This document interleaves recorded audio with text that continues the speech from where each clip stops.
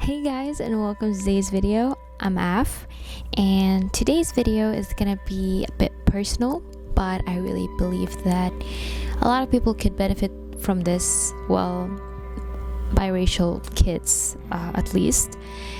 And yeah, from the title of this video, I'm gonna be talking about my experiences and kind of like some tips that I would give to my younger self or to anyone who is kind of struggling with their biracial identity and whatnot.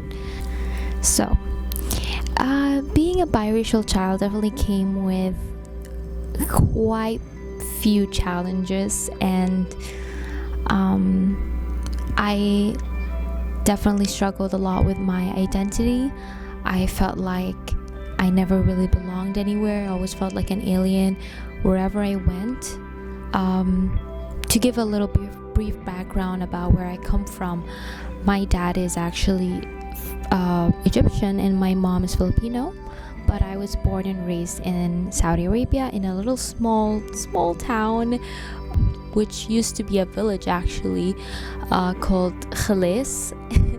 And even like Saudi people, sometimes when I tell them like, oh, I'm from Khalis, they wouldn't even know where Khalis is, So anyone who grew up in like a similar environment would say that people are a little bit close-minded, and the boomer mentality is like super strong, and things like bullying and racism are more common than like places where it's more modernized. And first of all, this is not like me trying to shade like Saudi Arabia or whatnot. This is just all based from my own experience and the things that I have went through. And also, these experiences were not only exclusive to Saudi Arabia, but to anywhere I went really, whether it was in Egypt, in the Philippines, all in different ways and different situations, of course. So my experience in Saudi as a biracial kid, I'm not gonna deny that at the time, at least where I was living in Saudi Arabia, there was a very obvious discrimination against foreigners. For example, foreigners would not get paid as much as Saudi people, for example, because they're just for the simple fact that they're foreign. And even if they're doing the same job, for example, my dad was a physician. He's retired now, and he would not get paid as equally as like other fellow physicians who are doing the same job. And my dad was very known in that clinic that he used to work in. He was known to be a good doctor, and he was known over the area and stuff like that. So to see him work so hard and not to be earning as he should be earning was a bit devastating to see. And same thing goes for my mom, of course. My mom was a nurse, and she had this very similar situation to my dad, except that she was also a woman. So that's also kind of a different experience to have.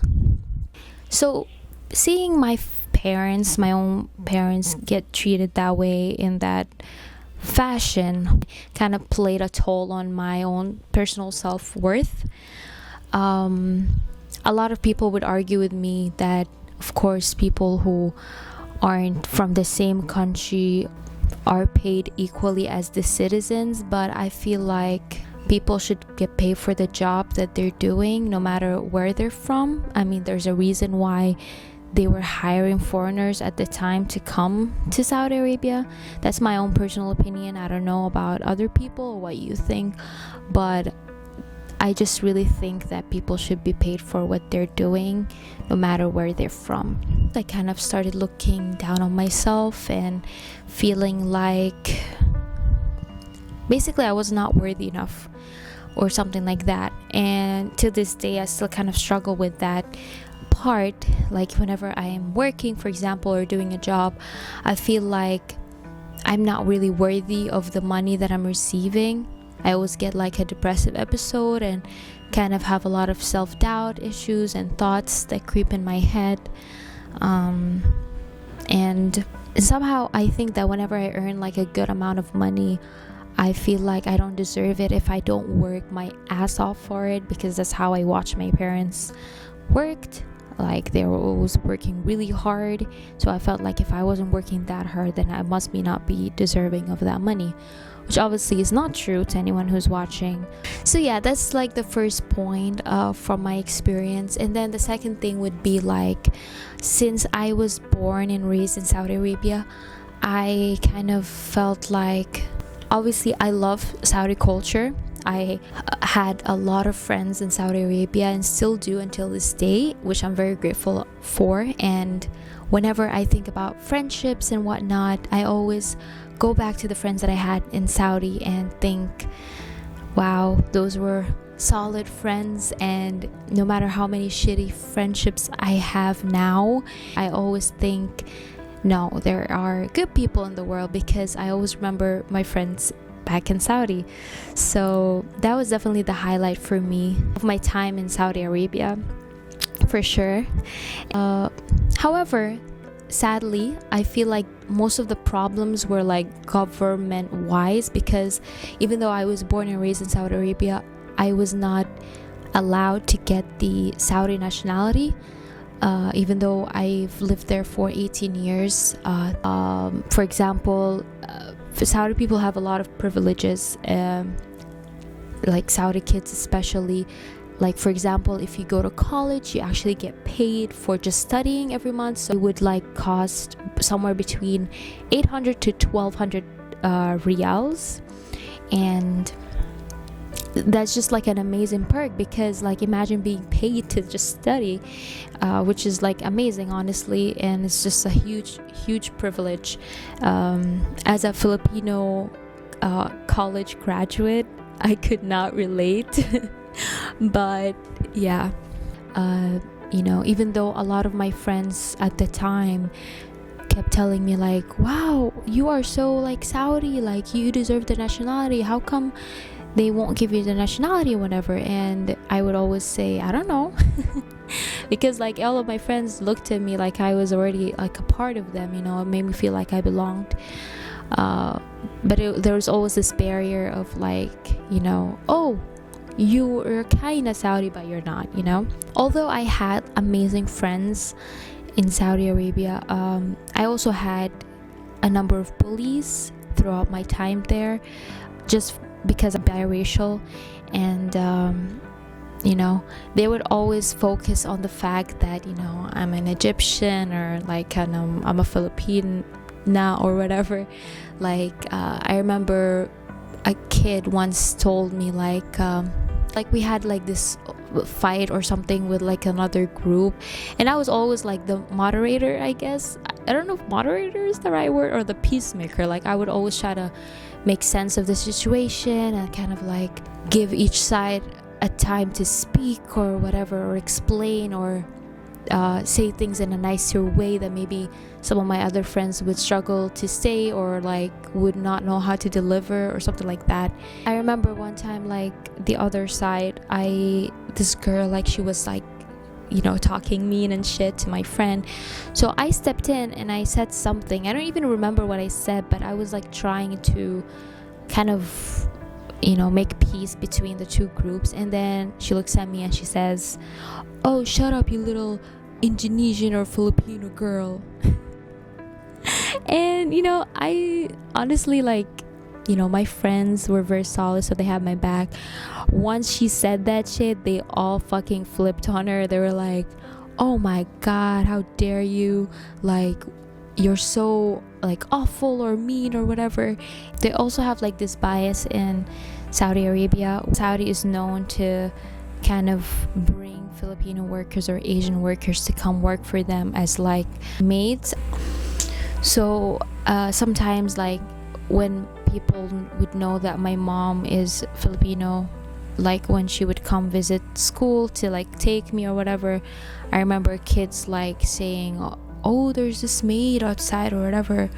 So obviously maids also in Saudi Arabia were not very treated nicely and respectfully, at least most of them, or I wouldn't want to say most, but a lot of them were not treated respectfully, to the point where there are cases where maids would get raped, or they would eventually escape from the household that they're working in.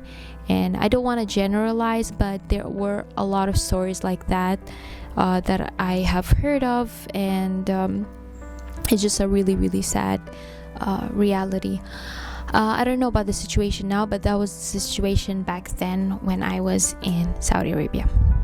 Another thing also that I experienced, there were moments as well where I felt like no matter what I did, even though I resonated a lot with Saudi culture, whatever, or I like a lot of the music, sometimes I felt like, even though I really liked the music genuinely, I would sit myself down and listen to kind of relate more to my friends or classmates, which I think kind of every normal kid would experience at some point. Sometimes when you're hanging out with a big group, you would want to relate to them as much as possible, so you kind of listen to what they listen to or do the things that they do to kind of merge with them well. There were still moments where I couldn't quite relate 100%. So for example, in Saudi Arabia specifically, Eid is very, very important, and it's the biggest holiday of the year and stuff like that. My friends would have these week-long gatherings, and they would buy these new clothes and dress up and do these traditions and whatnot. And for us, me and my family, because we were just a very small family, so our Eids were always very quiet and almost like a normal day. And I would see my friends being oh my god, Eid is the best, and oh my god, I got this and that, and it's always grand. But nonetheless, my family did try to celebrate it in other different ways, buy a lot of food or buy a lot of chocolate and whatever. We would not have those grand family gatherings because simply for the fact that our family wasn't here, but we still celebrated it in various different minor ways, I guess. I felt I just couldn't relate to their celebrations and their stories and whatnot, and they would always look at me and pity me and be oh, you don't celebrate it, stuff like that. So sometimes obviously I would have those moments in Saudi where I felt oh, I can't relate or whatever, so maybe if I went to Egypt or the Philippines, I would relate more, right? But then I go to Egypt, for example, and then my cousins would kind of look at me funny, oh, what kind of accent is that? We don't understand what you're talking about. You talk funny. And then they would ask me what certain words that I used mean, because we have different dialects, right? It kind of made me feel oh shit, okay, so we can't even understand each other when we talk much. And then even the experiences that we have, obviously we have different curriculums, different schools, different subjects, different environments and whatnot. So yeah, when I thought that maybe if I went to Egypt I would relate more, no, definitely not. Then I thought, okay, maybe the Philippines, and then I go to the Philippines, and then it's the same thing, language barrier, kind of even worse, to be honest, because I don't really know how to speak the language well. I just know a little more Zamboanga Chabacano than Tagalog, which is my mom's language here in the Philippines. And Tagalog's more of the national one, is more the famous one, I guess, in the Philippines, and especially in the Manila area region, whatnot. When I went here in the Philippines, I felt the language barrier was just insane. And until now, to be honest, when I was in Saudi, I used to be a very outgoing girl. I used to talk to everyone and make friends with everyone. I was always the life of the party, whatever. But then I come here and everyone's telling me, oh, we have nosebleeds when we talk with you. I can't talk with you because you talk in English. I'm intimidated. People have this colonial mindset, because someone who looks a bit different, they stare at them, or they kind of admire them more than the normal, which always kind of made me feel alienated, or if it made me feel weird. And I still experience that until now, to be honest. And trying to have friends here in the Philippines as well was very, very, very difficult for me. I had a number of friends in college, but pretty much I don't really talk with anyone from college anymore, and for different reasons, of course. Whether it was falling out or just like having a lot of toxic friends, backstabbing, whatever. And then like when I graduated, people don't really speak English as often because like I studied in De La Salle University de Las Marinas, so people spoke English more frequently there, although not much because a lot of people also said nosebleed. But like when I graduated, it kind of got worse. Felt like a lot of people, when they talked with me, they would talk in Tagalog, and then I would be like, oh, I'm sorry, can you talk in English? And then they would like just like, oh, haha. They would just laugh, and then they would just be quiet. They would just end the conversation. And I understand that I'm supposed to learn the language, of course, and I am trying to, but it is a bit difficult. Hopefully, if I learn more Tagalog, my life could get easier, I guess, and like I could relate to people more and converse with them more. Not that I'm really looking for friends anyway, because I just had a lot of bad experience already with friendships in the Philippines specifically. So I don't know, maybe it's just like a karmic lesson that I need to learn or something. We'll see. But I'm pretty much happy with just the current circle that I have. The smaller the better, honestly. So yeah, these are some of the experiences that I've had growing up biracial. Most of the things I talk about were negative. Now, if I'm gonna talk about the positive side, I would say like, being biracial, and obviously this is where my life kind of flipped when I started looking at the positive side of being biracial. When you have multiple passports, now this depends on where your nationality is from, but in my case I have both the Egyptian and Filipino passport, and the Filipino passport specifically kind of helps me travel more easily than the Egyptian one at the moment, just for the fact that Egypt has a lot of political problems at the moment in the country. But also a perk of having the Egyptian passport is that traveling to Egypt easily, I wouldn't need like a visa or whatnot.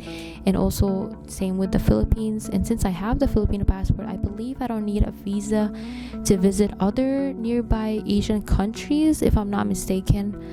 I might need to do research on that. Another thing would be like, once I kind of accepted the fact that I was never gonna belong anywhere, like that I was always gonna be the alien or like the exotic one or whatever, looked at it as a blessing, because I felt like, why would I want to be limited anyway to a specific thing, to a specific country, a specific identity? Now I can literally relate to everyone and anything, because yes, I might not relate 100% to Saudi people or Egyptian or Filipino, but I can actually take something from each culture and relate to it, and kind of, relate to a bigger scale of people. Like, I might not really belong to a specific place or a country or whatever, but I can connect to a way larger number of people. I felt more connected to what I think my life purpose is. Because I was always suffering with my self-identity growing up, I kind of felt somewhat ashamed of my background, especially when I was in Saudi, because I was growing up around Saudi people, so whenever I showcased my Egyptian side or my Filipino side, people would kind of judge a little bit, because there is a bit of racism in Saudi, at least at the time where I was living in Saudi, and there was like a discrimination happening. So I always felt embarrassed, and like I needed to hide my ethnicity or whatever, and kind of relate more to Saudi girls or whatnot. But once I started like embracing the fact that I have all these cultures mixed inside me, it just felt very freeing. And now when I hear an Egyptian song or a Filipino song, or when I get a chance to express the ethnicity that I have, that I was born with, I feel so proud, because it's just part of who I am essentially, and how I grew up, and how blessed I am to say that yes, I am part of that culture too, and I have this and I know this and I can relate as well. Maybe not fully, but I can relate and connect with that culture as well. I'm not ashamed of it anymore. Having all these different ethnicities, it made me kind of see the different spectrums or the different sides or opinions of other different cultures. It made me kind of be more understanding and observant and kind of like relatable, I guess, to a different wider scale, because obviously like Filipino, Egyptian and Saudi culture are all different from each other. So I had all these different cultures that I grew up with. I kind of became more open-minded and not judgmental as much. I'm not saying I'm not judgmental. I am. I have my moments. I do judge, but I feel like I have more open mind, and I feel like I could listen to people more.